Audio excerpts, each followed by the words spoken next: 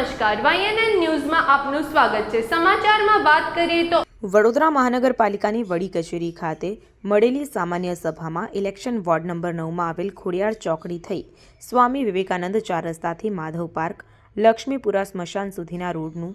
નામ મા રાણી પદ્માવતી લક્ષ્મીપુરા માર્ગ નામકરણ કરવા અંગે મંજૂરી આપવામાં આવે તો ઇલેક્શન વોર્ડ નંબર 9માં આવેલ ગોરવા ITIથી સૂર્યા સોસાયટી થઈ સપનાના વાવેતરથી નારાયણ ગાર્ડનવાળા જોડતા રોડનું નામ જય શ્રી રામ માર્ગ નામકરણ કરવા અંગેની મંજૂરી આપવામાં આવી તે માટે અભિનંદન પાઠવવામાં આવ્યા હતા। આ રોડોના નામકરણ માટે ભલામણ ઇલેક્શન વોર્ડના યુવા કોર્પોરેટર શ્રીરંગ આયરે દ્વારા કરવામાં આવી હતી। આ સાથે જ વડોદરા મહાનગરપાલિકાની ટાઉન ડેવલપમેન્ટ શાખા દ્વારા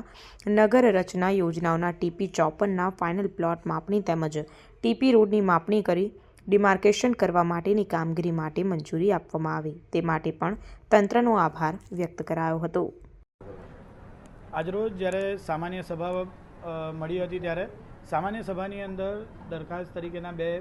કામો જે વોર્ડ નંબર 9ની અંદર આવેલા હતા, જે છેલ્લા ઘણા સમયથી રોડોની માંગણી કે રોડોના નામકરણ થવામાં આવે તે પ્રમાણે નામોની માંગણી કરવામાં આવી હતી અને આજના દિવસે તે બંને રોડોને અહીંયાથી મંજૂરી મળી છે। એવો જે પહેલો રોડ છે એ અમારા વિસ્તારની અંદર આવેલું જે ખોડિયાર ચોકડી છે ત્યાંથી દશામા મંદિર આવે છે। દશામા મંદિરથી લઈને સ્વામી વિવેકાનંદ હાઇટ્સથી જે લક્ષ્મીપુરા ખોડિયાર માતાનું મંદિર એટલે કે માધવ પાર્ક પાસે આવેલું છે ત્યાં, અને ત્યાંથી લક્ષ્મીપુરા સ્મશાનને જે જોડતો રસ્તો છે એને મા રાણી પદ્માવતી માર્ગનું નામ અહીંયાથી મા રાણી પદ્માવતી લક્ષ્મીપુરા માર્ગ નામ આપવામાં આવ્યું છે। એવી જ રીતે જે નવો રસ્તો એટલે કે જે TP 10 ખુલ્લી કરવામાં આવી હતી એ TP 10ની અંદરની હું આપને વાત કરું કે જે ITI ચોકડીથી લઈને સપનાના સૂર્યા સોસાયટીથી લઈને જે સપનાના વાવેતર અને સપનાના વાવેતરથી જે લોટસ પ્લાઝા જાય છે તે મુખ્ય રસ્તાને જય શ્રી રામ માર્ગ નામકરણ માંગવામાં આવ્યું હતું અને આજના દિવસે સમગ્ર સભાના માધ્યમથી તે નામકરણને અહીંયાથી મંજૂરી આપવામાં આવી છે। ત્યારે વડોદરા શહેરના મેયરશ્રી, ડેપ્યુટી મેયરશ્રી, અમારા સયાજીગંજ વિધાનસભાના ધારાસભ્ય શ્રી કેવુરભાઈ રોકડિયા, ભારતીય જનતા પાર્ટીના પ્રમુખ એવા ડૉક્ટર જયપ્રકાશજી, સાંસદ એવા ડૉક્ટર હેમાંગ જોશી સાહેબ, આ તમામના રજૂઆતને તે લોકોના ધ્યાનમાં રાખીને આ રોડનું જ્યારે અહીંયાથી અમને મંજૂરી મળી છે ત્યારે આ તમામનો અમે ખૂબ ખૂબ આભાર માનીએ છીએ। સાથે આજના આ જે રોડ છે તેની અંદર પણ હું ખાસ કરીને વાત કરું કે જે લક્ષ્મીપુરા રોડ આવેલો છે તે લક્ષ્મીપુરા રોડ પર મા રાણી પદ્માવતીનું નામ અહીંયા માંગવામાં આવ્યું છે કે જેમને પોતાની શૌર્ય અને પોતાના સામર્થ્યથી જેમને તમામ જે રાજપૂત જે મહિલાઓ હતી તેમના સન્માનમાં જેમને જોહર સ્વીકાર્યું, પણ કોઈની સામે અલાઉદ્દીન ખિલજીની સામે ઘૂંટણ ન ટેકવાની બદલે પોતે જોહર કરીને પોતાની એક મેસેજ લોકો સુધી પહોંચાડ્યો। અને એવી જ રીતે જ્યારે હું બીજા રોડની વાત કરું કે જે 22 જાન્યુઆરી 2024ના દિવસે એ તમામ હિન્દુ લોકો માટે એક ગર્વનો દિવસ હતો કે જે અયોધ્યા મંદિર ખાતે જેનું જે ભગવાન શ્રીરામની જ્યારે પ્રાણ પ્રતિષ્ઠા થઈ એ 22 જાન્યુઆરીનો દિવસ છે કે જે એ દિવસે 22 જાન્યુઆરી 2024ના દિવસે મારા દ્વારા પત્ર લખીને માનનીય મેયરશ્રીને અહીંયાથી માંગણી કરવામાં આવી હતી અને તે રોડને ત્યાંથી માંગણી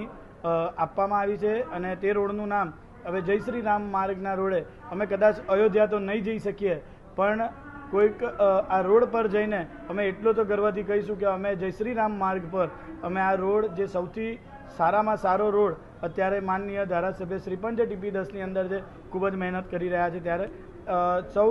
કાર્યકર્તાઓના માધ્યમથી આજના દિવસે જે રોડને મંજૂરી મળી છે હું સૌ વતી ખૂબ ખૂબ આભાર માનું છું। એવી જ રીતે અમારા વિસ્તારની અંદર જે ઘણો મોટો વિષય છે TP 54નો કે જે TP 54ના કારણે જે અમારા 27 જેટલી સોસાયટી છે, જેવી રીતે વાત કરું કે ઘનશ્યામ પાર્ક 1, 2, 3, ઉદય પાર્ક 1, 2, 3, સાથે શ્રીરામ પાર્ક, ચામુંડા સોસાયટી છે, સાથે સ્નેહકુંજ છે, કાશીધામ છે, મણિનગર 1, 2, 3 છે, નર્મદા નગરી 1, 2, 3 છે। આ તમામ જે સોસાયટીઓ છે કે જેની અંદર શ્રીજી 1, 2 છે, અંબાલાલ પાર્ક છે, પ્રમુખ પાર્ક છે, આ સોસાયટીઓ એવી છે કે જેની અંદર કદાચ જરૂર પડે તો એમ્બ્યુલન્સ બી ના જઈ શકે, જો જરૂર હોય તો ફાયર બ્રિગેડ પણ ના પહોંચી શકે,